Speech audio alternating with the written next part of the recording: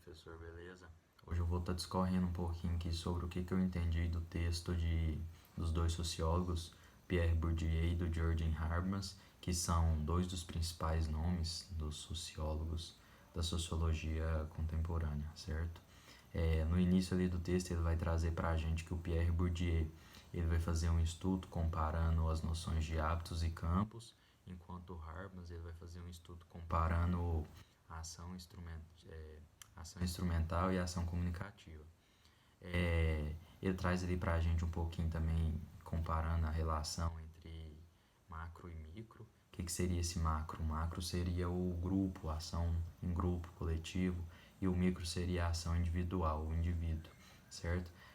Eu pude observar que esse texto ele é parte de um trabalho de conclusão de curso que ele começa.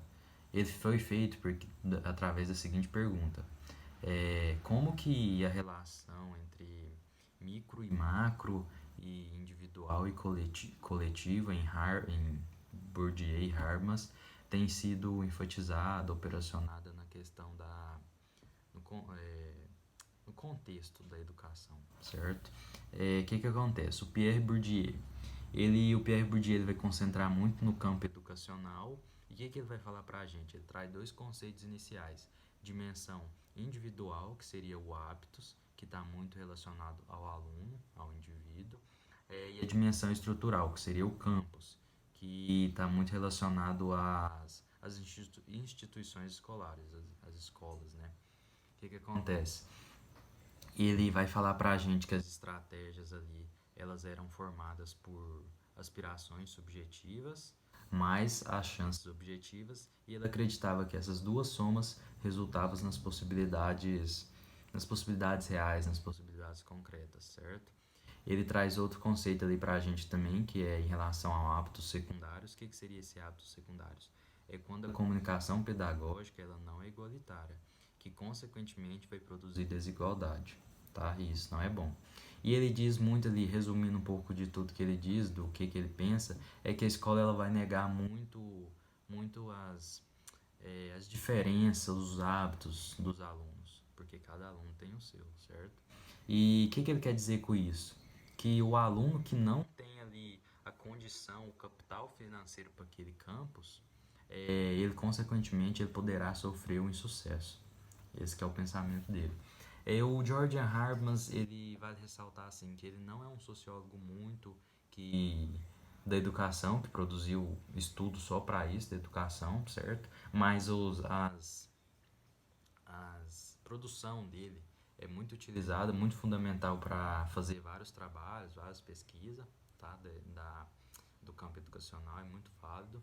E o que acontece? O Habermas ele vai trazer ali para a gente a ação instrumental. O que seria a ação instrumental? Seria a interação, a comunicação do aluno com as escolas, que ele acredita que isso é muito utilizado para obtenção de certificados e de legitimidade social. E ele traz para a gente a ação comunicativa também. O que seria essa ação comunicativa? Seria a relação, a comunicação entre os professores e os alunos, certo? Que ele acredita que isso serve para produzir o entendimento através do processo educativo. E ele fala ali para a gente que na instituição educacional vocês orientam, vocês que eu falo no caso, vocês professores orientam para ter o um entendimento e com isso ter o intuito de entrar em um consenso, tá bom? Ele traz isso de forma bem resumida. E ele acredita muito que o ambiente educativo é racial e ideal, e ele fala muito também, ele defende muito que as escolas é a base da vida, é lá que a gente vai aprender tudo.